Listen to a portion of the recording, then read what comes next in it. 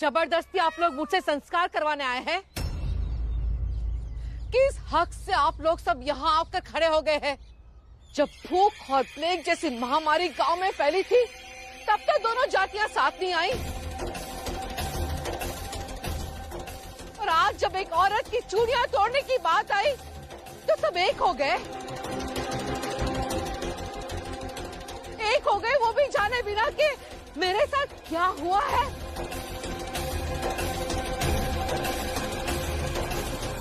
बहुत छोटी थी जब मेरी शादी हो गई थी। बड़े अरमानों के साथ ससुराल गई थी। नई बहू का ससुराल में गृह प्रवेश होता है, मेरा नहीं हुआ। मैं मजाक बन गई क्योंकि मैं अपाहिज थी।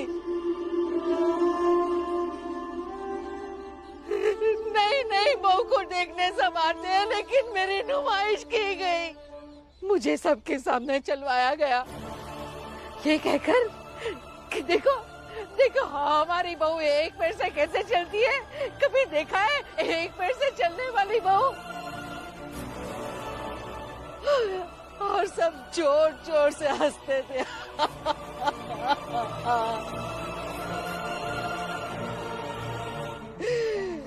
और जब मैं रोती थी, तब यही आदमी जिसकी आत्मा की शांति के लिए मुझसे पूजा करवाने आए हो, यही आदमी मुझे मारता था, मुझे कोसता था। कहता था कि उसकी किस्मत फूटी है कि मैं उसे मिली। मैं रोती रही, लेकिन मेरे साथ कभी प्यार से बात नहीं की। और एक दिन धक्के मार कर घर से निकाल दिया। ससुराल के सारे रिश्ते बहुत तेजी से आगे भाग गए। अगर भैया और बीबा भाई नहीं होते तो मैं जिंदा भी नहीं होती। और ये बच्चे नहीं होते तो मैं जीना भी भूल गई होती।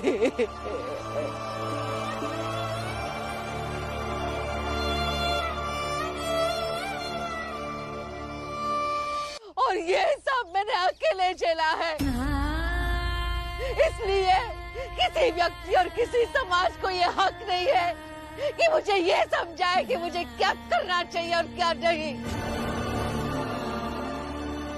इनमें से कोई नहीं आया था जब मुझे अपाहिज कह के मेरी हंसी उड़ाई गई थी।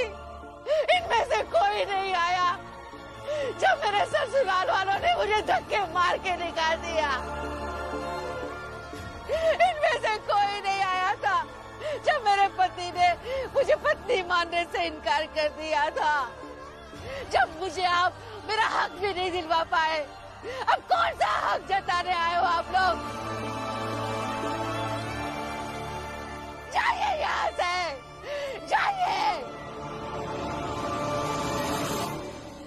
कर्म अपनी जगह और भावना अपनी जगह। ये गुस्सा, ये नाराजगी बिल्कुल जायज है, फिर भी कर्म का पालन तो करना ही होगा।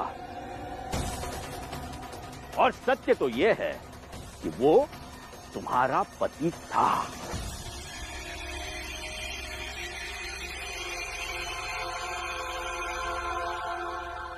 महाराज सत्य कह रहे हैं, शायद काकी कमजोर पड़ रही है। पति की मौत की खबर इन पर भारी पड़ रही है और ऐसी असहाय स्थिति में हमारा कर्तव्य बनता है कि थोड़ी जबरदस्ती करके इनसे इनके कार्य का पालन करवाएं।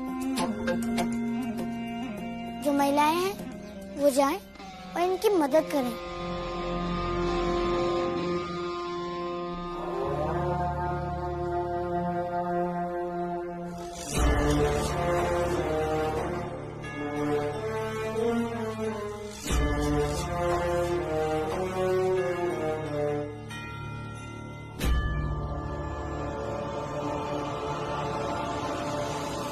खबरदार, खबरदार! अगर मैं जान ले सकती हूँ तो जान दे भी सकती सकती हूँ,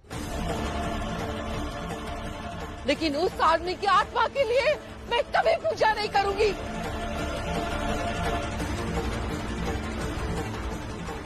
जाइए सब लोग यहाँ से।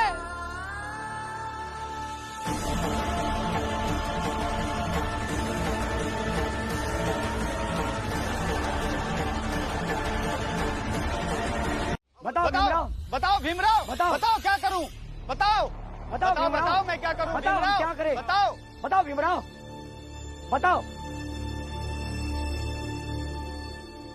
बुआ चलिए।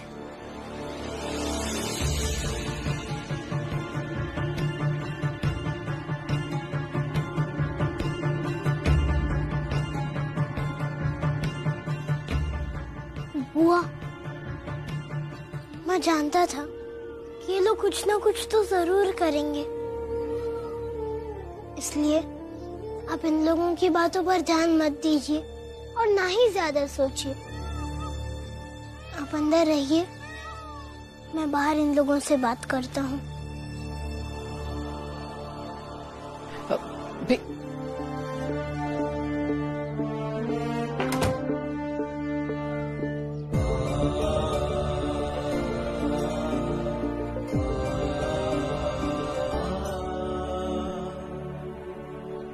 मैं अच्छे से समझता हूँ कि आप किसके कहने पर ये सब कुछ कह रहे हैं, और ये भी समझता हूँ कि आपको समझाने से कोई फायदा नहीं है। इसलिए आप लोग जाइए, क्योंकि मेरी बहन ऐसा कुछ नहीं करेगी जैसा आप लोग चाहते हैं।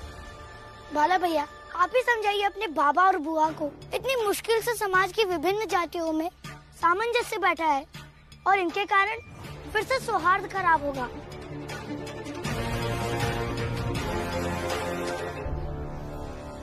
बाबा मान जाइए ना उनकी बात, बेकार में इन लोगों से क्यों उलझना।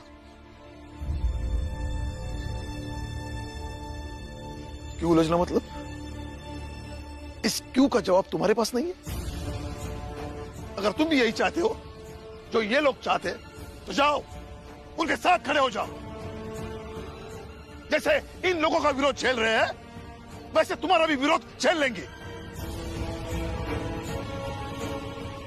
जाओ। मैं किसी का पक्ष नहीं ले रहा था, मैं सिर्फ सच बात कह रहा था। आपको लड़ाई झगड़ा मारपीटी करनी है तो कीजिए। नहीं, हम किसी से लड़ेंगे नहीं, किसी को कोई नुकसान नहीं पहुंचाएंगे, लेकिन जब तक हमारी बात नहीं मानी जाएगी इस घर के आगे धरना देंगे, बैठे रहेंगे। भाइयों बैठ जाओ।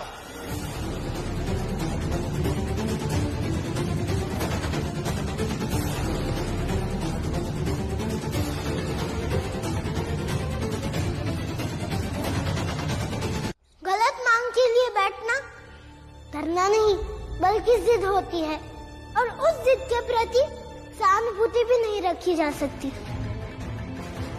बाबा, आनंद भैया, हमें काम के लिए देरी हो रही है, चलिए काम पर चलते।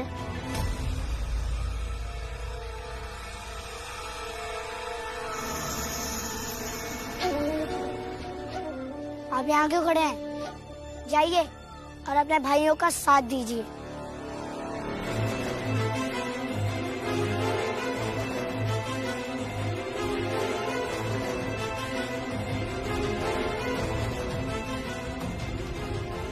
क्या फायदा?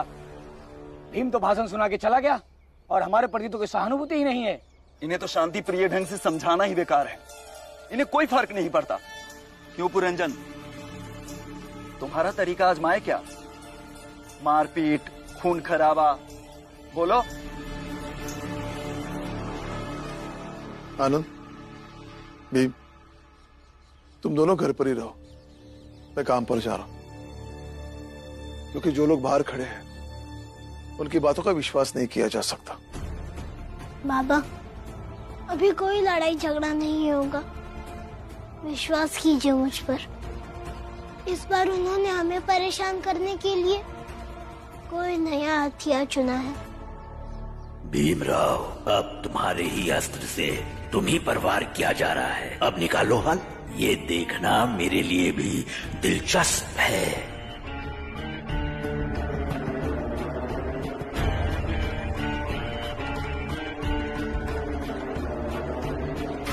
जिम्मेदारी और जवाबदेही ऐसे ही कहने से थोड़ी तय हो जाती है। जिम्मेदारी तुम्हारी हो या ना हो, हम लोग भूखे प्यासे यहीं बैठे रहेंगे। क्यों भाइयों? अरे बेशरम, तेरे जात वाले भी भूखे बैठे हैं। बाबा, अभी हालात बिगड़ रहे हैं। पहले हमारी जात के लोग हमेशा हिम और आपके साथ खड़े रहते थे, इस बार गोपाल के साथ खड़े। इससे पहले बाला, मैं नहीं चाहता कि तुम्हें बार बार डांटो, इसलिए चुप रहो। इन्हें बैठना है, बैठने दो। लेकिन भैया, लेकिन कुछ नहीं, इन्हें जो करना है करने दो। अरे शर्म करो बेशर्मो, अगर इनमें से किसी को कुछ हो गया ना तो हम तुझे छोड़ेंगे नहीं। क्यों भाइयों?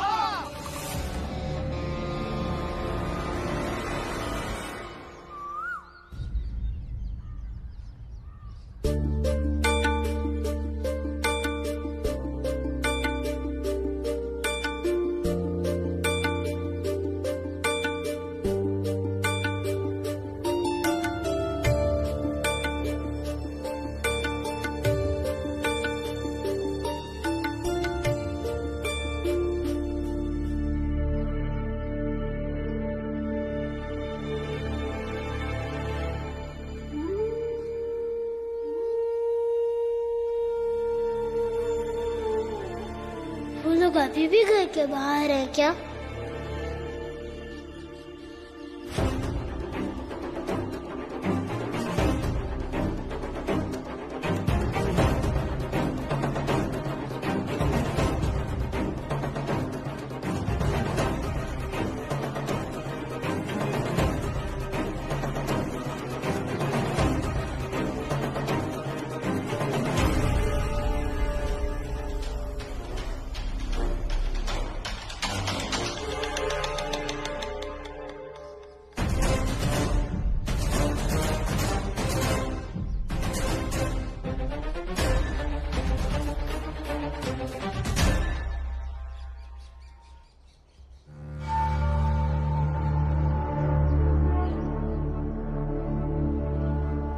इसको ले लो, ले लो इसे।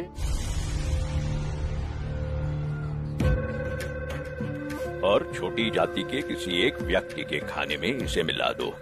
परंतु महाराज, ये सब तो धरना पर बैठे हैं और इन्हें तो कसम भी खाई है कि ये लोग कुछ नहीं खाएंगे, कुछ नहीं पिएंगे।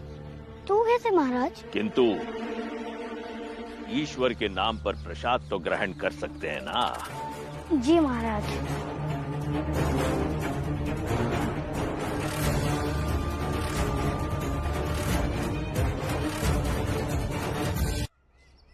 ये लीजिए काका। पुरंजन काका, प्रसाद। मुझे नहीं खाना है। क्यों? क्योंकि मुझे स्वर्ग में नहीं जाना है।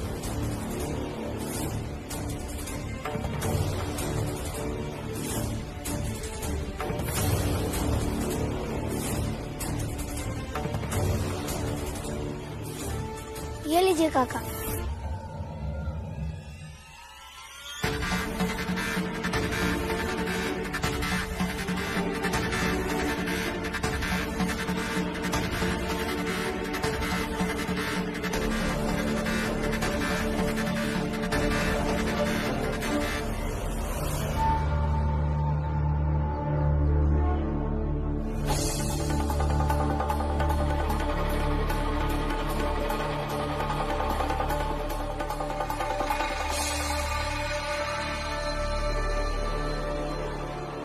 अरे क्या हुआ भाई?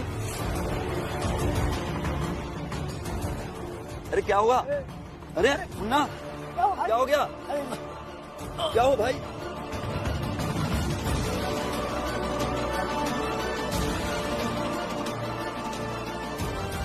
भीमराव, ये तो बस शुरुआत है।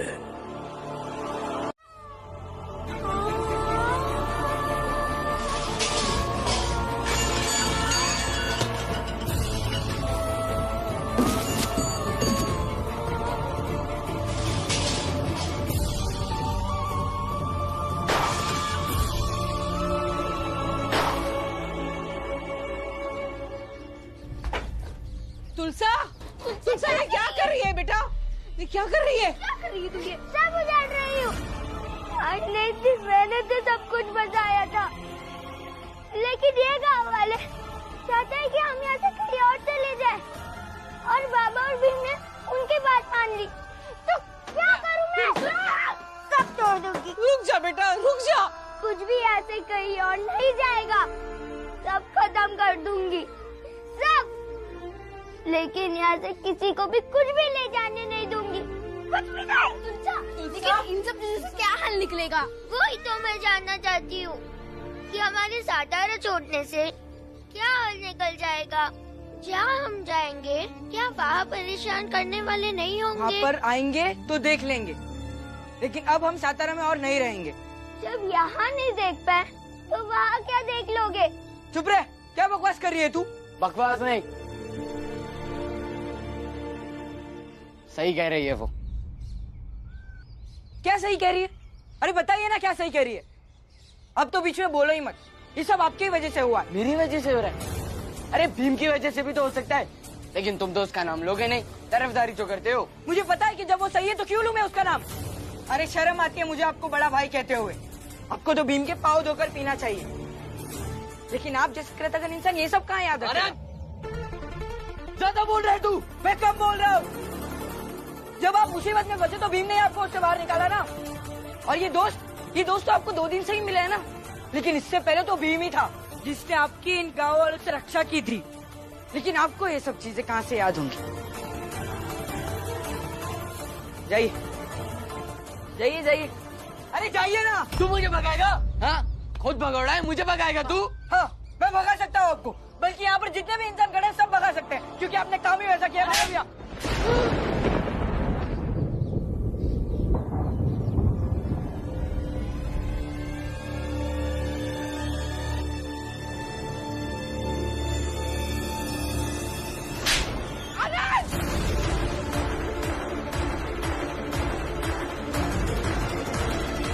भाई हाथ उठाता है तो आपने क्यों उठाया?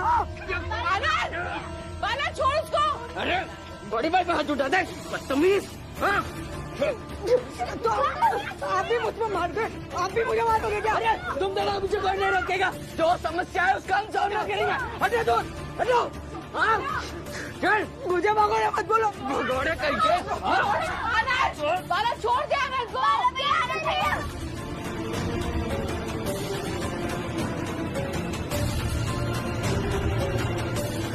आनंद वाला क्यों लड़ रहे तुम? छोड़ो मुझे। आनंद वाला, गोपाल छोड़ा इन लोगों को। ये दोनों के बीच के आपस की लड़ाई है, लड़ने दीजिए इन्हें। जो जीतेगा उसे ये समाज सम्मान देगा। आनंद वाला छोड़ो एक दूसरे को। लड़ो लड़ो और लड़ो। आनंद वाला, आनंद वाला, भैया अरे छोड़ो, अरे छोड़ो एक दूसरे को। खड़ा जाओ।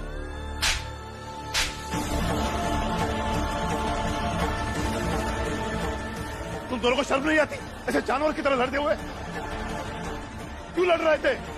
बाला भैया कह रहे थे कि सातारा छोड़कर कोई भी नहीं जाएगा। हाँ मैंने कहा था बाबा, ऐसे समस्याओं से कब तक भागते रहेंगे? जो समस्या है उससे लड़ेंगे और उसका समाधान निकालेंगे। बाला, मैंने तुम्हें पहले ही कहा था, अब भी कह रहा हूँ, कल सुबह हम सातारा छोड़कर चले जाएंगे और तुम मुझे नहीं रोकोगे।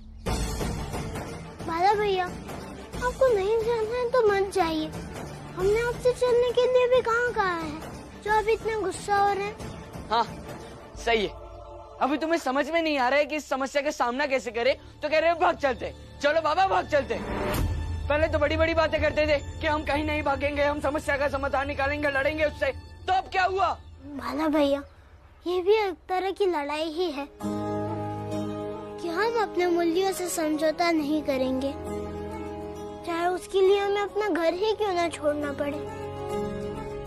मैं समझ रहा हूँ कि इस लड़ाई का कोई भी नतीजा नहीं निकलेगा और ये लड़ाई तब तक चलेगी जब तक हम अपने मूल्यों से समझौता नहीं करेंगे। और ऐसा हम लोग नहीं करेंगे, बल्कि यहाँ से चले जाएंगे।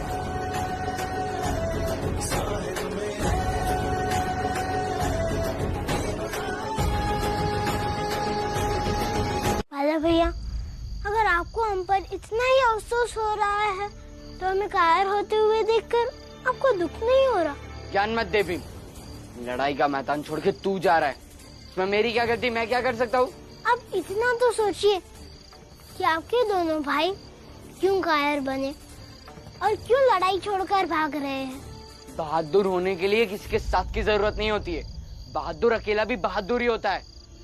अगर तुम्हें लग रहा है कि बुआ के साथ कुछ गलत हो रहा है तो यहीं रुको और लड़ो उनसे। भाग क्यों रहे हो? तुम सब लोग बहस मत करो, अब तय हो गया है, कल सुबह जाना है, मतलब जाना है। जिसको चलना है चलेगा, जिसको नहीं चलना है वो यही रहेगा। ना तो मैं किसी पर चलने के लिए दबाव डालूंगा और ना ही किसी को या रुकने के लिए दबाव डालूंगा। जाओ, सो जाओ।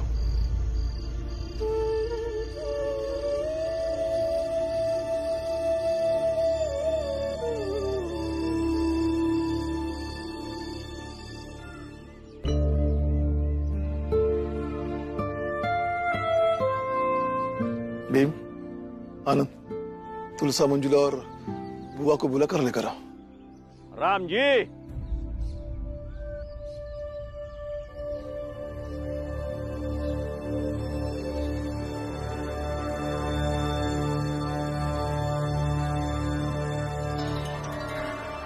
हम ये सोच रहे थे कि इतने दिनों से तुम्हारे साथ टकराते टकराते तुमसे एक लगाव सा हो गया है,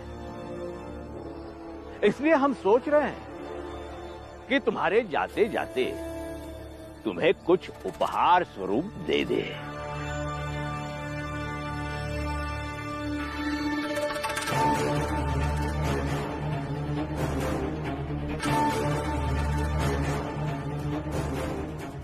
देख लो, तुम्हारा उपहार देख लो।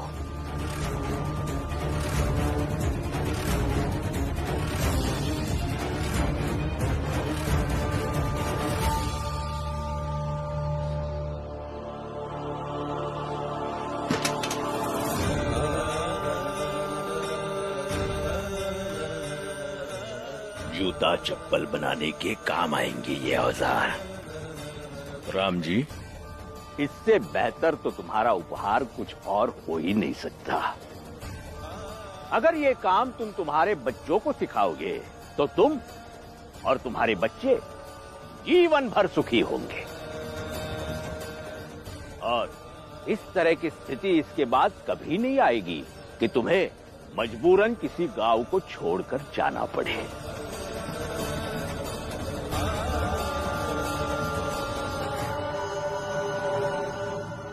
देख क्या रहा है राम जी, महाराज इतने प्रेम से तेरे लिए ये उपहार लाए हैं, उठा ले, रोजी रोटी चलाने के काम आएगा। उठा ले। ऐसा ना महाराज, इसे ना आप ही रख लीजिएगा। यहाँ बहुत सारे ऐसे लोग हैं जिन्हें कुछ काम धंधा तो है नहीं, उनमें से किसी एक को दीजिएगा। मैं पढ़ा लिखा इंसान हूं, फौज में नौकरी कर चुका हूं, रिटायर्ड सूबेदार हूं। मुझे जीने के लिए इस पेशे की जरूरत नहीं है और ना ही मेरे बच्चों को। लेकिन ये मत सोचिएगा कि मैंने इस पेशे का अनादर किया है, क्योंकि मेरा मानना है कि हर पेशा अच्छा होता है, हर काम अच्छा होता है। लेकिन मुझे या मेरे बच्चे को इस पेशे को अपनाना नहीं है। भीम, आनंद, जाओ, बुला कर लेके आओ जल्दी। जाओ जाओ। बाबा, बाबा,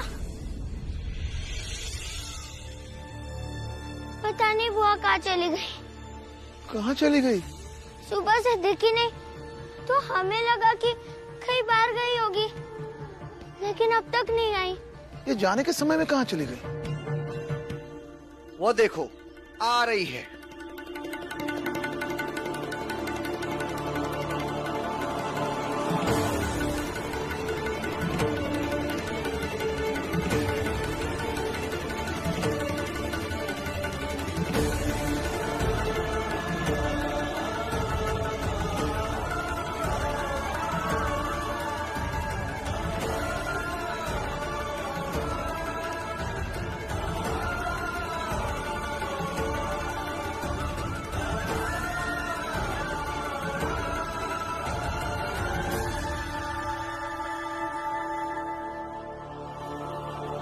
महाराज, हमारा ये वार भी खाली गया। उस भीमराव की जो छवि अब तक थी, उसकी बुआ ने उसे और भी मजबूत कर दिया है। जहां भीमराव हमारे रीति रिवाज, हमारी परंपराओं को मानने के बजाय सातारा छोड़कर जाने को तैयार था, लेकिन उसकी बुआ ने सिर्फ हमें चुप करवाने के लिए विधवा संस्कारों का ढकोसला किया। चाहे जो भी हो, किंतु लोगों के सामने उस भीमराव की बुआ ने हमारी धार्मिक मान्यताओं के अनुसार विधवा संस्कार को तो पूरा किया है ना। लेकिन महाराज, ये बात सबको पता चल गई है कि उसने ये संस्कार क्यों किया, हमें बेवकूफ बनाने के लिए। अब ये बात दबेगी नहीं महाराज। लोग दबी जबान में इस बात पे चर्चा करेंगे, भीम और उसकी बुआ की हिम्मत की दाद देंगे। जो भीम की जात वाले हमारी तरफ थे, अब वो फिर से उस भीमराव की तरफ चले जाएंगे। महाराज, भीमराव और राम जी का कोई काट समझ नहीं आ रहा। आप ही कोई उपाय बताइए महाराज। इनका काट एक ही है, ईश्वर। महाराज,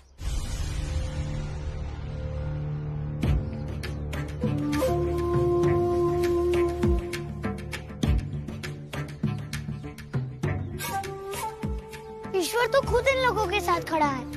इतना अच्छा मौका हाथ से निकल गया। हमारी मूर्ति को प्राण प्रतिष्ठा देकर उसे ईश्वर बनाने का मुहूर्त ढूंढा जाए, और इस मूर्ति की स्थापना में इस सातारा के महाराज को आमंत्रित किया जाए। महाराज खुश हो जाएंगे कि जहां अंग्रेज सरकार उन्हें राजा के रूप में स्वीकार नहीं करती, वहीं हम हमारी मूर्ति की स्थापना के लिए राजा के रूप में उन्हें आमंत्रित कर रहे हैं। इस सार्वजनिक कार्य में जनता ने उन्हें बुलाया, और जनता खुश हो जाएगी कि जिस मंदिर का उद्घाटन इस इलाके का राजा स्वयं करता है, उस मंदिर के भगवान में कितनी शक्ति होगी। इसलिए इस कार्य में अब देर मत करो। जी महाराज। किंतु महाराज, इससे हमें मंजिल कैसे मिलेगी? हमें इस विषय पर गहन चिंतन करना होगा। अवश्य चिंतन करेंगे, और ये चिंतन हम हमारे मंदिर के परिसर में ही करेंगे। और गोपाल, तुम्हें हम यहाँ इसलिए लाए थे क्योंकि हमें तुमसे उम्मीदें थी। और फिर आप लोगों की प्रतिष्ठा का भी सवाल है। अगर हल नहीं दे पाए तो हम महाराज की बातों को कैसे स्वीकार करेंगे कि आप लोग विद्वान हो। किंतु पंडित जी, अभी हमें विद्वत्ता पर बात नहीं करनी है, बल्कि हम सबको मिलकर कोई हल निकालना होगा। मगर जिस कार्य के लिए आप लोगों को यहाँ बुलाया गया था, वो अगर पूर्ण नहीं हुआ तो लोगों के मन में शंका का निर्माण होना जायज है, और साथ में आपसे सवाल पूछना भी है। बाकी हम सब कुछ सोच रहे हैं, आप लोग भी सोचिए। जी महाराज।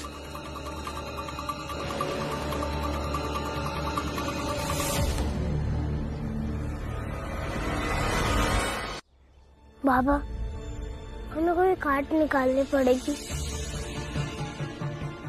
बुआ से समस्या जोड़ी गई और इतना दबाव डाला गया कि उसका हल उनके मन मुताबिक ही हुआ। बाबा, ऐसे सोचे जाए तब ये सत्य है कि हमारे परिवार में से एक सदस्य ने उनके गलत मान्यताओं को मान लिया। हाँ बेटा, तुम सही कह रहे हो। बाबा, वो अब चुप नहीं बैठेंगे, क्योंकि उनके पास अभी हमारी जात के लोगों का भी समर्थन है, और पुरंजन काका जैसे लोग भी उनके साथ हैं। बाबा, अब वो फिर कोई नया पैंतरा लगाएंगे, जैसे हम लोगों ने अपने लोगों को मजबूत बनाया था, वो कमजोर पड़ जाएंगे। बाबा, कुछ उपाय बताइए ना।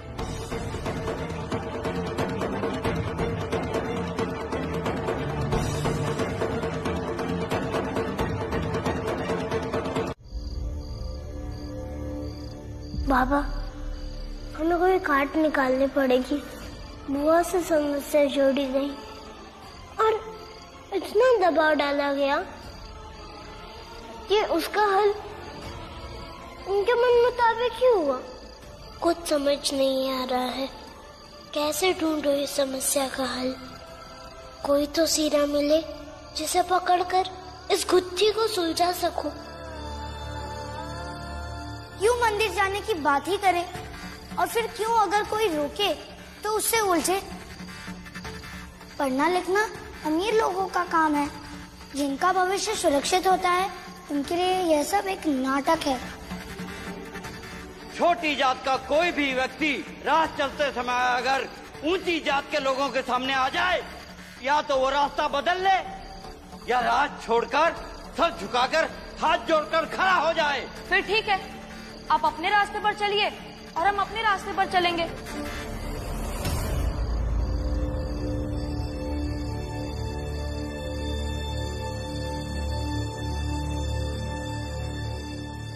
आनंद भैया, आनंद भैया, आनंद भैया उठिए, चलिए चलिए मेरे साथ। अरे लेकिन क्या हुआ? चलिए। क्या हुआ क्या? चलिए आप।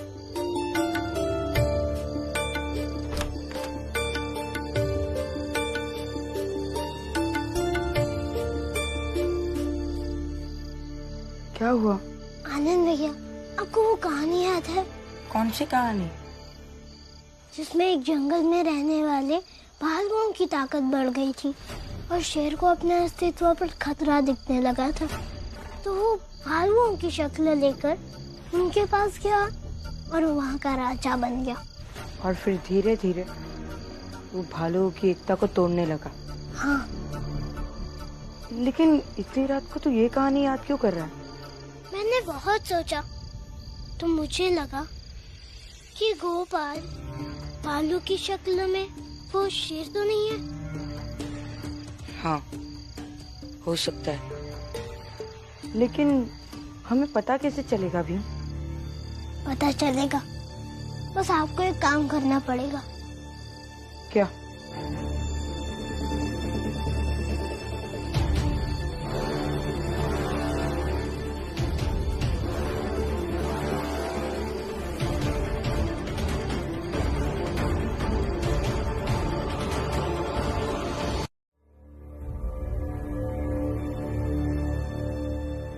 कहीं मैंने भीम और अपने परिवार के साथ गद्दारी तो नहीं की?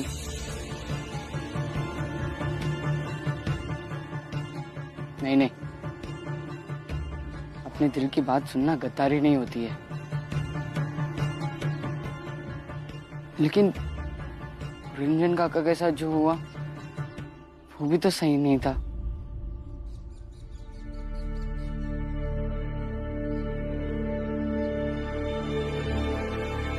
बाला भैया, एक काम कीजिए ना, मैंने ना गोपाल के लिए चाय बनाई है, तो लीजिए और उसे पिला दीजिए। ये क्या नया नाटक है? बाला भैया, कोई नाटक नहीं है, बस आपको थोड़ी देर पहले लग रहा था ना कि मैं कहीं भीमराव और अपने परिवार के साथ कोई गद्दारी तो नहीं कर रहा हूँ, तो ये उसका प्रमाण है। चाय से कैसा प्रमाण?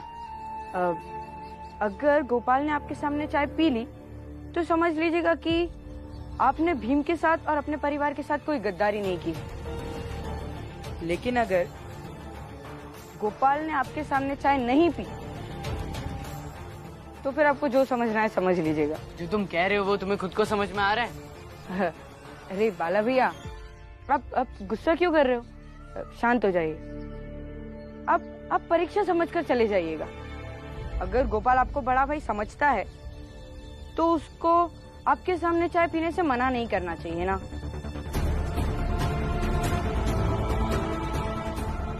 लीजिए।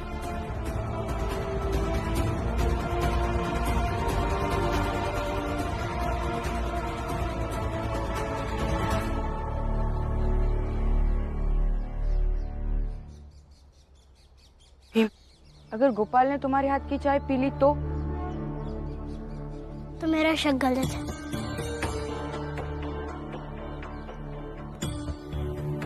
गोपाल, गोपाल, गोपाल, क्या हुआ?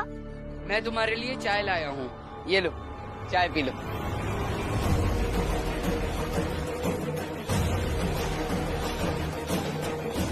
अब इंतजार करते रहिए पूर्णिमा का, और कालजयी होने की भी कोशिश करते रहिएगा। मैं हर रोज लड़ता रहूंगा, संघर्ष करता रहूंगा।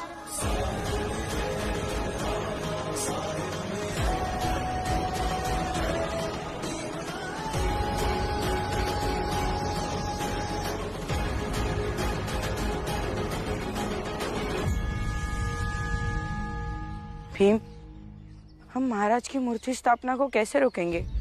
आनंद भैया, आप बाला भैया के पास जाइए और उनसे पूछिए कि मूर्ति स्थापना को कैसे रोका जाए, क्योंकि वो कुछ दिन गोपाल के साथ थे ना, तो शायद कुछ उपाय बताए। मैं अम्बेडकर गुरुजी के पास जाता हूँ। ठीक है।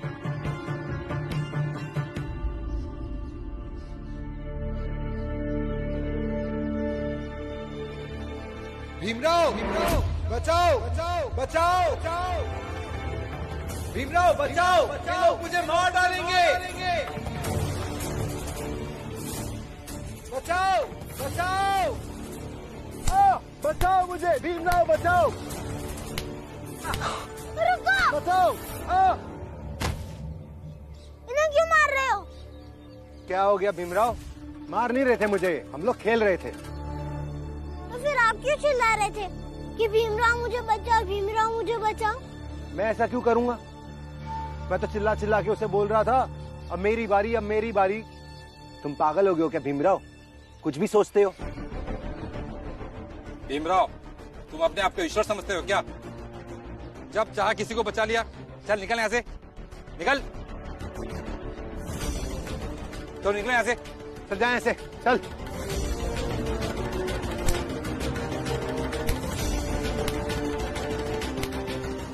यहाँ नहीं, तू यहाँ से चल।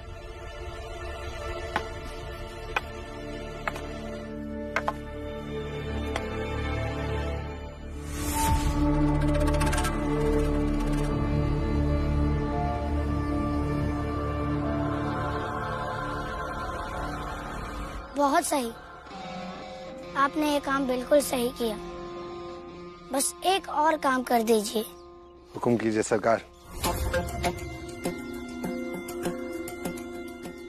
आगे तो पता ही है कि क्या करना है। भली बात है।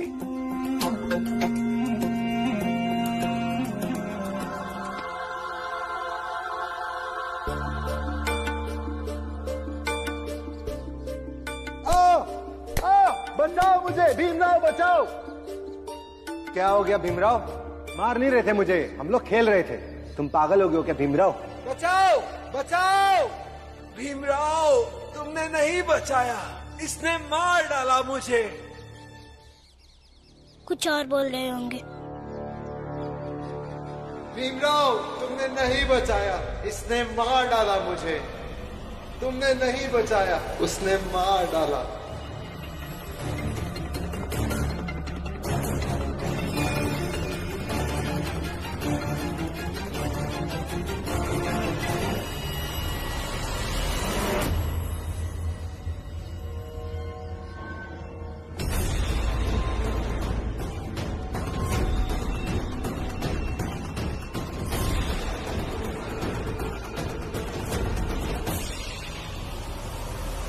तुमने मुझे बचाया नहीं भीमराव। भीमराव, उसने मुझे मार दिया।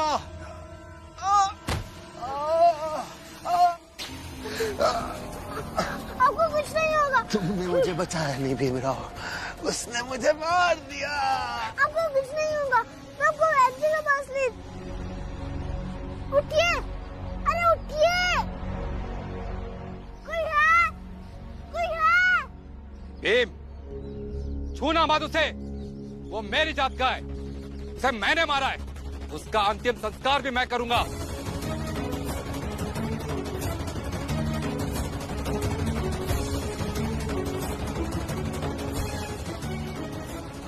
आपने इन्हें मारा, मैं जाकर सबको बताऊंगा। अब हत्यारे हो, आपने एक आदमी की जान ले ली।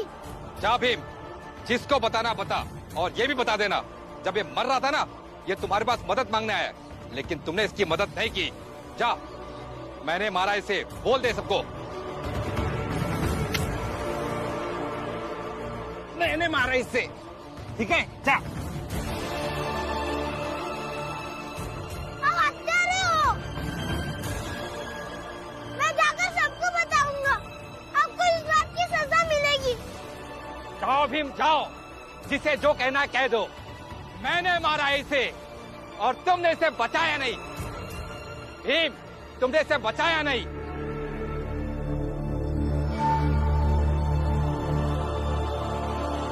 महाराज, हमें और वक्त मिल गया, क्योंकि गोपाल और गोपाल के साथी अपने कार्य पे लग चुके हैं।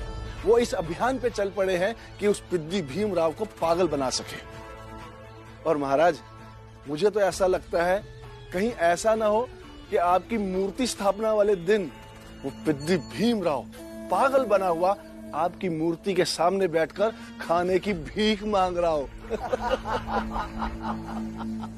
अगर ऐसा हुआ तो कमाल हो जाएगा। और वैसे भी भीमराव जैसे लोगों का यही अंजाम होना चाहिए। ऐसा ही होगा महाराज। ये पूरा सतारा देखेगा उस भीमराव का हश्र क्या होता है।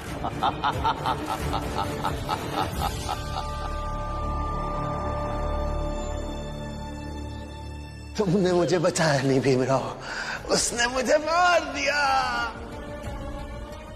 जाओ भीम, जाओ, जिसे जो कहना है कह दो। मैंने मारा इसे और तुमने इसे बचाया नहीं। अरे किसने किसको मार दिया, ये क्यों नहीं कहता कि तूने बचाया नहीं?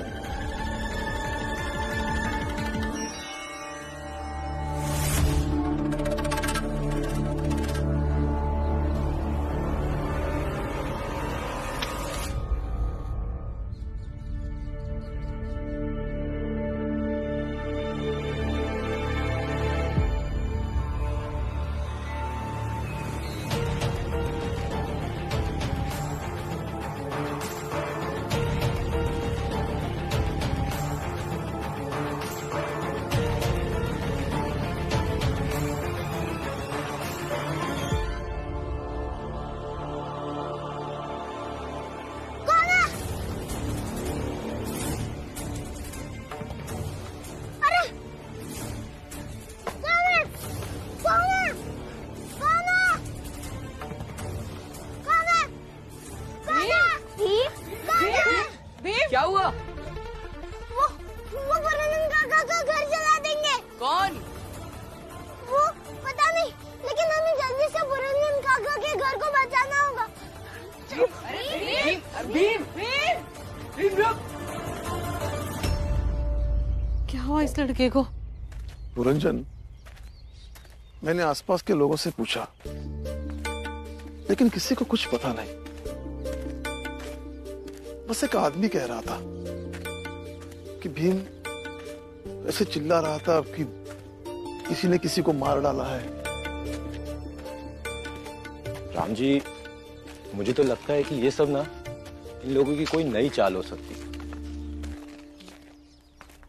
हो सकता है, लेकिन कुछ तो पता चले। पुरंजन काका, पुरंजन काका। भीम, वो लोग आपका घर जला देंगे। चलिए घर बचाने चलते हैं। कौन आग लगा जाएगा? पता नहीं, मुझे चिट्ठी मिली थी, उसमें लिखा था चलिए। कहाँ चिट्ठी? वो हाथ से कोई छीन कर ले गया। कौन छीन के ले गया? पता नहीं, एक आधा और लेकर चला गया। चलिए आपका घर में जाते हैं। क्या हो गया है तुझे? मुझे कुछ नहीं हुआ। आप सब मेरी बात समझिए ना, घर जल जाएगा आपका। चलिए।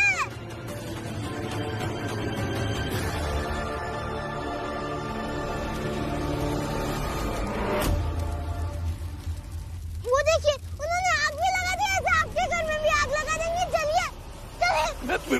भीम बेटा शांत रहो। शांत रहो भीम, कहीं कुछ नहीं होगा। हाँ। बाबा, हम भीम को वैद्य के पास ले चलते। मुझे कुछ हुआ ही नहीं है तो मैं वैद्य के पास क्यों ना? अरे लेकिन चलिए ना, मैं जा रहा हूँ। भीम मेरी बात।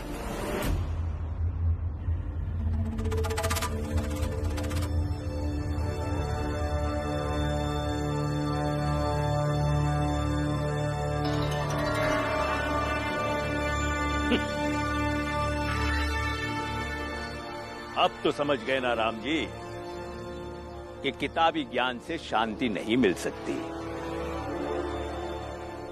देखो, अपने बेटे भीमराव को देखो, पागल हो गया है।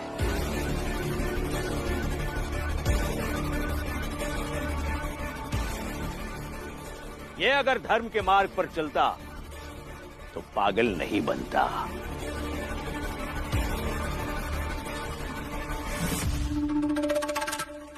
अभी भी समय है राम जी, हमारी शरण में आ जाओ। भीमराव को हम ठीक करेंगे, क्योंकि इसका इलाज कोई वैद्य नहीं, बल्कि हम खुद सर्वज्ञ महाराज करेंगे।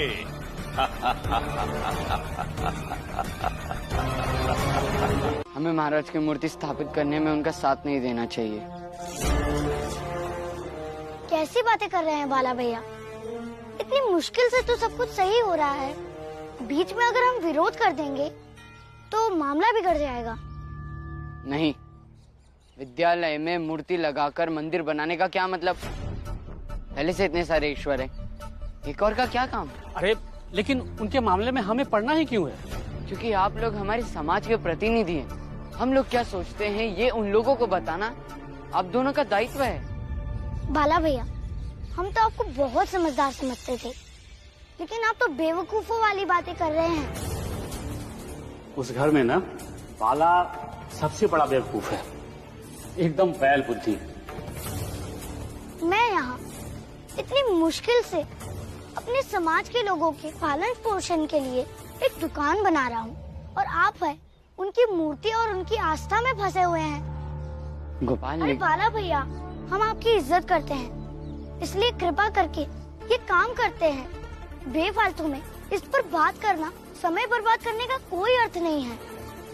तुमने उसे बाला भैया क्या कह दिया कि वो अपने आप को बड़ा भाई मानने लग गया? अरे जो अपने भाई भीम का नहीं हुआ वो हमारा क्या होगा? झूठ। और अब मैं इस बात का पता लगा कर रहूंगा कि आखिर तुम हो कौन।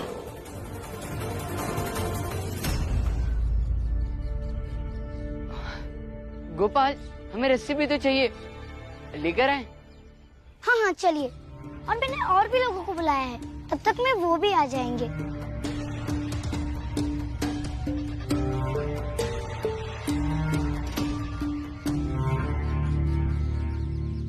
बेटा, मेरे समझ में नहीं आ रहा है कि कहाँ काम ढूंढूं। आप आनंद भैया से पूछ लीजिए। मुझसे क्यों? आज तक तू ही बताते आया है, तो आज भी तू ही बताएगा कि हम काम कहाँ ढूंढेंगे। अब ये पागल क्या बताएगा? कहाँ और कौन सी नौकरी मिलेगी? ऐसी बातें कर रहे हैं आप? जाइए अपना काम कीजिए। काम वाम तो कर ही लेंगे राम जी, लेकिन सबसे पहले तू एक काम कर, अपने इस पिद्दी भीमराव को पागल खाने में भर्ती करवा दे।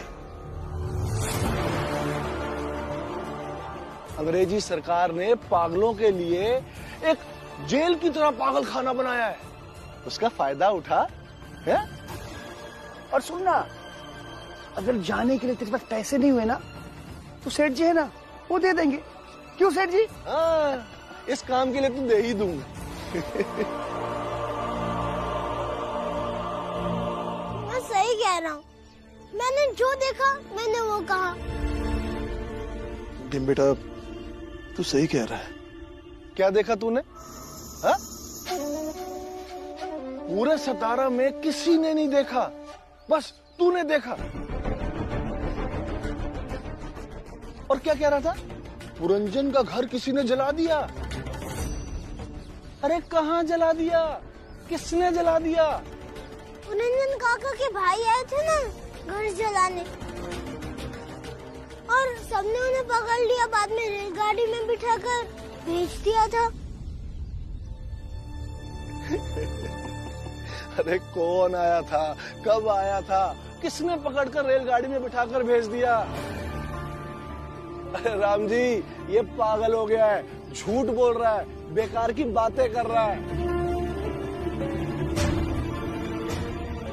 राम जी, अपने बच्चे को पढ़ाएगा लिखाएगा ना तो पागल ही बनेंगे, ऐसे पागल पागल। मार नहीं रहे थे मुझे, हम लोग खेल रहे थे। तुम पागल हो गए हो क्या भीमराव? कुछ भी सोचते हो। भीमराव की दिमागी हालत ठीक नहीं है क्या? बिल्कुल ठीक है। कोई बता रहा था कि भीमराव अजीब अजीब हरकतें कर रहा था कल। आपने सही सुना है, भीम कल रात से अजीब अजीब हरकतें कर रहा है। उसकी मानसिक हालत ठीक नहीं है। पागल पागल पागल। भीम,